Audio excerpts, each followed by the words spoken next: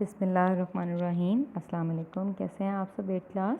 उम्मीद करती हूँ आप खैर और आफियत से होंगे। अल्लाह ताला आपको अपने हिफ्ज़ व अमान में रखे बेटा, आमीन। बेटे आज का जो हमारा सबक है वो हमारा अगला चैप्टर मिसाली तालिबे इल्म है, जिसकी हम आज रीडिंग करेंगे।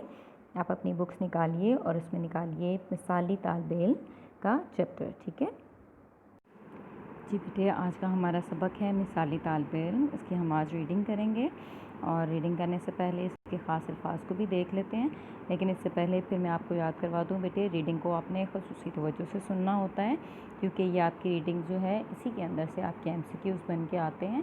और अगर आपने रीडिंग को तवज्जो से सुना हो तो फिर आप उसके आंसर्स जो हैं वो प्रॉपर दे सकते हैं, और अगर आप रीडिंग तवज्जो से नहीं सुनते हैं तो फिर आप उसके आंसर्स जो हैं वो नहीं दे सकते, ठीक है।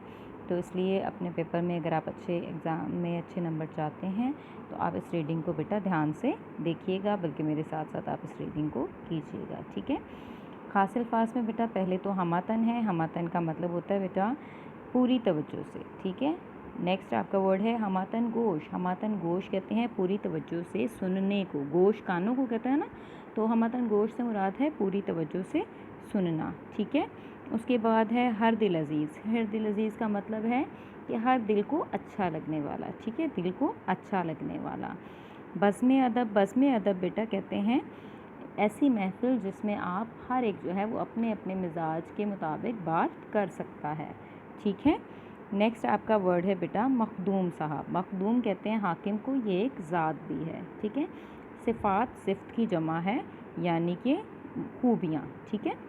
नेक्स्ट है बेटा तिलावत। तिलावत आपको पता है कुरान पाक के पढ़ने को हम तिलावत करना, उसका नज़्म के साथ कुरान पाक की जब को पढ़ा जाता है तो उसका हम तिलावत करना कहते हैं, ठीक है। नेक्स्ट है खुश उसलूबी से, यानी अच्छे तरीके से। तहाइफ तोहफ़े की जमा है। खुश गुफ्तार। खुश गुफ्तार कहते हैं अच्छी गुफ्तगू करने वाले को, ठीक है। तरजीह। तरजीह कहते हैं बेटा किसी चीज़ को जब आप ज़्यादा प्रेफर करते हैं, किसी चीज़ को आप एक सेकेंड फ़ौक़ियत देते हैं। जब आप किसी चीज़ को फ़ौक़ियत देते हैं दूसरी चीज़ पर तो आप उसको तरजीह दे रहे होते हैं, ठीक है, फ़ौक़ियत देना। ख़ुसूसियात। ख़ुसूसियत की जमा है जिसमें ख़ास बात। ख़ुसूसियत कहते हैं किसी ख़ास बात को। सबक की तरफ आइए तो मखदूम साहब स्कूल में उर्दू के उस्ताद हैं और बच्चों में बहुत मकबूल और हर दिल अज़ीज़ हैं। मखदूम साहब बच्चों को निसाब के साथ ज़िंदगी के बारे में अच्छी बातें बताते रहते हैं।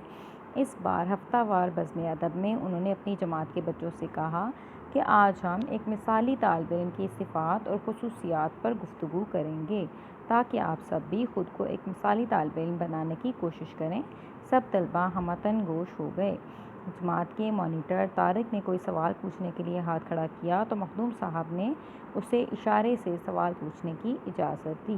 बेटा यहाँ पे आपको क्लास में बात करने के एटिकेट्स भी साथ साथ वो बता रहे हैं कि अगर क्लास में आपने बात करनी है तो आप अपना हाथ खड़ा करते हैं, और जब तक टीचर आपको इजाज़त नहीं देता तो आप तब तक अपनी बात नहीं कहते हैं, ठीक है। टीचर की इजाज़त के बग़ैर क्लास में बात करना जो है वो भी बदतहज़ीबी समझी जाती है। अगर टीचर आपको इजाज़त दे तो फिर आप क्लास में बात करते हैं, जैसे इस बच्चे ने किया। तो तारिक साहब ने सर ने उसको इजाज़त दी है तो उसने खड़े होकर कहा है, सर मिसाली तालिबे इल्म का क्या मतलब है। मखदूम साहब कहते हैं बेटा हम सब से पहले आपको यही बताने वाले हैं कि मिसाली तालिबे इल्म किसको कहते हैं।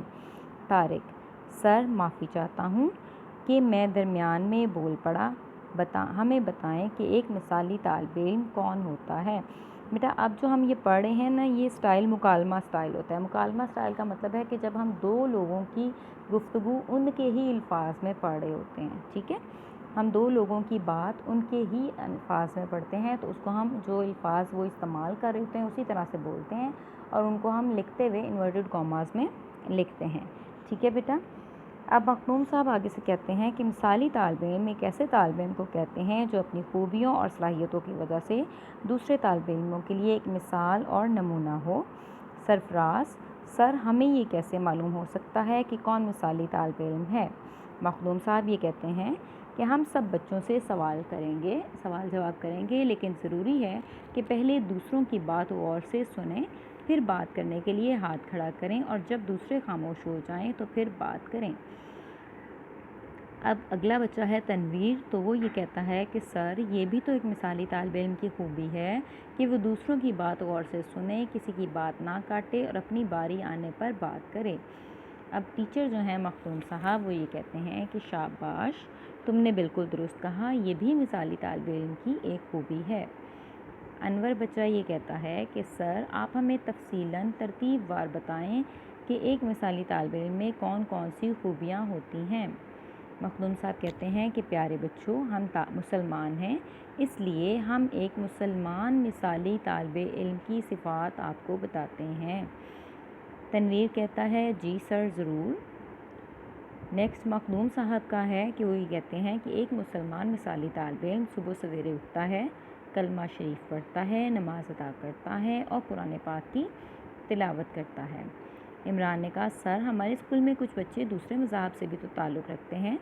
मखदूम साहब ने कहा जी जी, गैर मुस्लिम बच्चे भी मिसाली तालिब इल्म हो सकते हैं, वो भी सुबह सवेरे उठकर अपने मज़हब के बताए हुए तरीक़ों के मुताबिक दिन का आगाज़ करते हैं। तनवीर कहता है सर वक्त की पाबंदी भी तो तालिब इल्म की अच्छी आदतों में शामिल है। मखदूम साहब कहते हैं क्यों नहीं, मिसाली तालिब इल्म अपने तमाम कामों में वक्त की पाबंदी करता है, वक्त पर स्कूल जाता है, वक्त पर खेलता है, वक्त पर स्कूल का काम करता है और वक्त पर ही सोता और उठता है। इमरान कहता है कि सर क्या मिसाली तालिब इल्म खेल कूद में भी हिस्सा लेता है।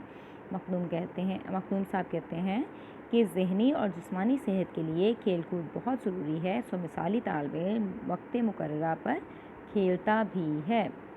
ठीक है बेटे, आज की हमारी रीडिंग हमने पेज नंबर 103 और 104 जो था इसकी रीडिंग की है। नेक्स्ट जो हमारा पेज है उसकी हम रीडिंग जो है वो नेक्स्ट वीडियो में करेंगे इंशाल्लाह ताला। अभी मैं आपको ग्रामर का थोड़ा सा बताना चाहती हूँ, उसको आप ज़रा देख लें ग्रामर वर्क को।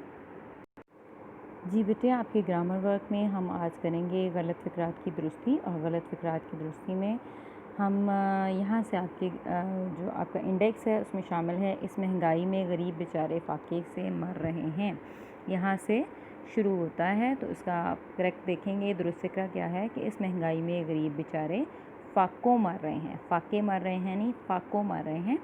ठीक है, नेक्स्ट आपका है वो मुझसे बार बार एक ही सवाल पूछता है। तो यहाँ पे इसका जो करेक्ट है वो है वो मुझसे बार बार एक ही सवाल करता है, पूछता है कि बजाय आएगा सवाल करना। ठीक है, सवाल करता है। नेक्स्ट है आज तक इनसे मिलने का मौका ना मिला, आज तक इनसे मिलने का मौका नहीं मिला, ना की बजाय क्या आएगा, नहीं मिला। ठीक है, वो दिन ब दिन कमज़ोर हो रहा है, तो दिन ब दिन जो है वो गलती है, इसकी बजाय आएगा कि वो रोज़ ब रोज़ कमज़ोर हो रहा है। वो हर वक्त अपनी काबिलियत की डींगे मारता रहता है। ठीक है, इसमें गलती है डींगे, आप ये लिखेंगे कि वो हर वक्त अपनी काबिलियत की डींग मारता रहता है। ठीक है, नेक्स्ट पेज पे आइए बेटा। तो नीली स्याही से लिखो, स्याही जो है वो गलत लफ्ज़ है, लफ्ज़ ये है नीली रोशनाई से लिखो। बुढ़िया औरत ठोकर खाकर गिर पड़ी, बुढ़िया ठोकर खाकर गिर पड़ी, ये सही वर्ड है, सेंटेंस है, क्योंकि बुढ़िया कहते ही बूढ़ी औरत को हैं। ठीक है, तो इसलिए बुढ़िया ही लिखेंगे, इसके साथ बुढ़िया के साथ औरत नहीं आएगा। आप मेरी बात को बुरा ना माने, आप मेरी बात का बुरा ना माने, मेरी बात को नहीं होएगा, मेरी बात का बुरा ना माने। इस उन्वान पर जवाब मज़मून लिखो, तो यहाँ पे जवाब मज़मून गलत है, इस उन्वान पे मज़मून लिखो, सिंपल होता है, जवाब मज़मून नहीं होता। मेहनत करो मुबादा फ़ेल ना हो जाओ, मेहनत करो मुबादा फ़ेल हो जाओ, मुबादा का मतलब है इससे पहले के, ये ठीक है, ऐसा ना हो के। ठीक है, मुबादा का मतलब क्या है, ऐसा ना हो। तो आप अगर कहेंगे कि मेहनत करो ऐसा ना हो कि फ़ेल ना हो जाओ, तो ये सेंटेंस गलत होगा, तो आप लिखेंगे कि मेहनत करो मुबादा फ़ेल हो जाओ। साजिद ने अख्तर को थप्पड़ मारा, साजिद ने अख्तर के थप्पड़ मारा, को थप्पड़ नहीं मारा, अख्तर के थप्पड़ मारा। बच्चों का शोर सुनकर इसकी नींद खुल गई, बच्चों के शोर से इसकी नींद खुल गई, सुनकर नींद नहीं खुली बल्कि शोर से नींद खुली। ये सबक मैंने पढ़ा हुआ है, ये सबक मेरा पढ़ा हुआ है। मैंने 8 बजे स्कूल पहुंचना है, करेक्ट सेंटेंस है कि मुझे 8 बजे स्कूल पहुंचना है, मैंने नहीं है। ठीक है, नेक्स्ट आपका वर्ड है अख्तर आए रोज़, सेंटेंस है अख्तर आए रोज़ बीमार रहता है, तो आए रोज़ नहीं, आए दिन बीमार रहता है। मैंने 2 मन 2 मन गेहूँ ख़रीद लिया है। तो आप लिखेंगे कि मैंने 2 मन गेहूँ ख़रीद लिए हैं। ठीक है, ये आपके करेक्ट वर्ड्स हैं जो मैंने आपको बताए। ठीक है, गलत फ़िक्रात की दुरुस्ती आपका हो गया। नेक्स्ट पेज पे बेटा आइए, तो आपके नामुकम्मल जुमले भी हैं और ये 4 से 5 जुमले हैं, इनको आप देख लीजिए। पेज नंबर 113 पे लास्ट पे यहाँ से आपका स्टार्ट होता है, डैश वो गरीब है लेकिन दिल का गनी है। गनी कहते हैं बेटा अमीर को। तो इसमें डैश में आएगा अगरचा, अगरचे वो गरीब है लेकिन दिल का गनी है। नेक्स्ट आपकी है fill in the blank, dash हमें ख़बर ना हुई।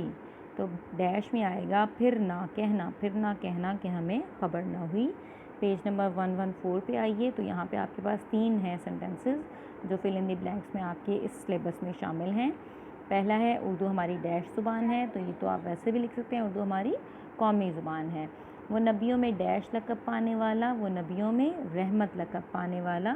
खेल के डैश खेलो, डैश के वक्त पढ़ो, खेल के वक्त खेलो और पढ़ने के वक्त पढ़ो। ठीक है, ये आपके नामुकम्मल फ़िक्रात थे जो हमने देख लिए हैं। आई होप कि बहुत इजी हैं, आप इनको आसानी से याद कर लेंगे, बहुत थोड़े से हैं। ठीक है, अपना बहुत ख्याल रखिएगा बेटा। अल्लाह ताला आपका हामी नासिर हो। अल्लाह हाफ़िज़।